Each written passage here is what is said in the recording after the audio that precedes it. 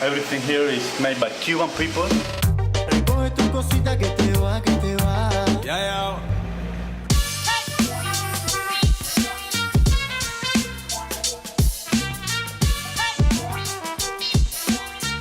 Here in Havana, like most cities, it's not hard to find hipsters. But that's where our story diverges from the typical, because here in Cuba, it's the government who officially sells the hipsters their clothing. There are two entrepreneurs out to change this. They founded a brand called Clandestina. So I think we are like the first independent brand, or we pretend to be. And yeah, to be like a brand for young people, for young Cubans, for the new Cuba, like the contemporary Cuba that is now emerging. To understand why this is so revolutionary, let's take a step back. For almost 60 years, Cuba has had just one brand. It's been patriotism. More specifically, it's been the triumph of the revolution.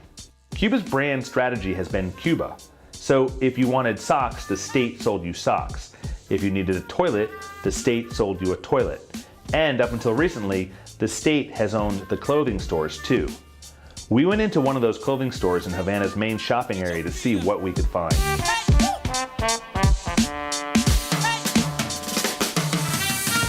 These look like they came from an outlet in a European country. So these are like outlet tags. And this is, yeah, EU. This is EU.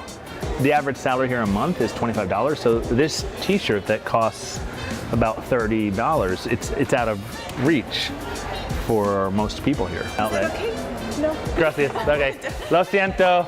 Okay, the state very politely kicked us out. And in a metaphorical sense, there's a big chunk of Cuba's population who have felt booted from the state's official economy because it can be too expensive. So Cuba has had a second economy, the black market or informal economy. While it's been normalized and necessary, it's officially illegal. And the reality is that the almost 60-year US embargo has played a significant part. Goods are more expensive and scarce here. Sometimes you can't even find toilet paper. So Cubans have employed workarounds. Take for instance how people have created another way of getting clothing. The clothes that we are buying, some people are doing this when they go to Russia, they go Ecuador or Panama. Para la comunidad, porque no pueden adquirir hay muchas tiendas, no hay en las tiendas muchas cosas de las que aquí hay. Fancy gyms or t-shirts, caps, sunglasses, that's the chance to buy. Cubans are brand conscious, but it's a different story when it comes to Cuban brand. ¿Alguna marca cubana favorita que te guste? No, es que aquí en Cuba no conocemos así, cubana. Cuban brand? No, not really, no. We don't produce too much clothes. Recently, another player has come on the scene. So right now we're in front of Hotel Manzana, and it is the first 5-star hotel here in Havana. Probably the largest contradiction on the island at the moment because it's very expensive, and on the ground floor there is a mall with stores that are completely out of reach of just about everyone in Cuba. It houses Cuba's first branches of L'Occitane, Mont Blanc, and Lacoste. And these luxury brands were invited here by the business arm of the Cuban military. While these stores have drawn Cuban crowds to view this first in their generation, few Cubans can afford it. A camera or watch can cost the average Cuban a lifetime of salary. So that's been Cuba's retail economy. There's been the Cuba brand, the no man's land of brands in the black market, and the now out of reach foreign brands. And that brings us back to Leire and Idania and their startup Clandestina, Cuba's first independent fashion brand. For us, Clandestina, we are building the brand, but at the same time we are building like a family. I think Clandestina can inspire many things to many people, to be clandestina, to be outsider, to try to not to be involved, but to do things, to be active, and you have your own rules. So this is awesome. This T-Rex is all over the Clandestina store, and they've got posters of it, and it's got some serious significance because it's very hard to get in line. So this comes from the symbol when you can't connect to the internet. Clandestina creatively uses this in their clothing as one of their marks. This is all about upcycling. You can see the buttons, they find the buttons. It'll fit me, but it'll stop right here.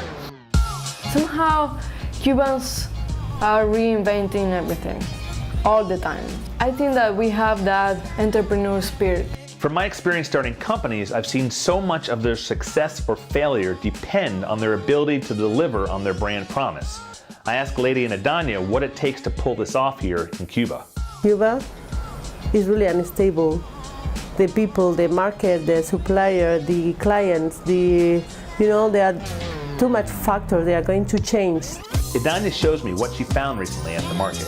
These are very artisanal shoes. This is tires, and this material is maybe curtains or some second-hand fabric. This is one thing that we do. We just grab things and mix them, add something interesting, and it turns into a Clandestina product.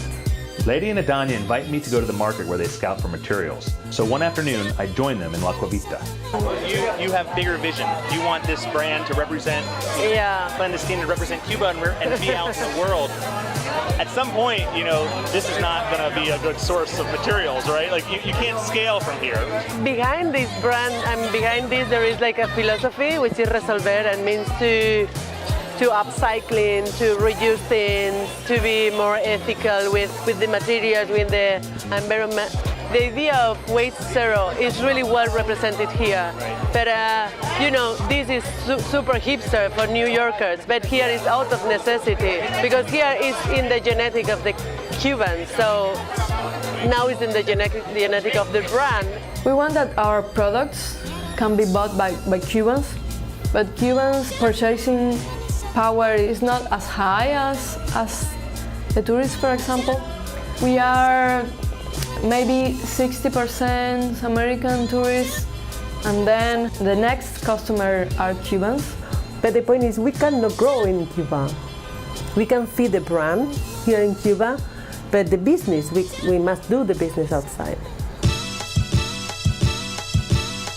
One of the things that make Clandestina a little bit special, we try to be in the middle, so it could be universal, but it's Cuban at the same time. Besides building this great brand, they have something else in mind, something the state has found it hard to pull off. For us, it's really important to do money, obviously, but the most important for us is to generate jobs, to give good salaries to the people, to hire young people and talented people, and we are doing this.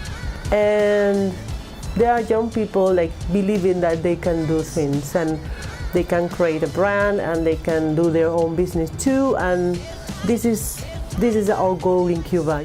It's clear, the way to make it in Cuba is to always master the workaround and exploit your limitations. Cuba's challenges are what's pushing Clandestina to be an international brand, and brand Cuba in the process.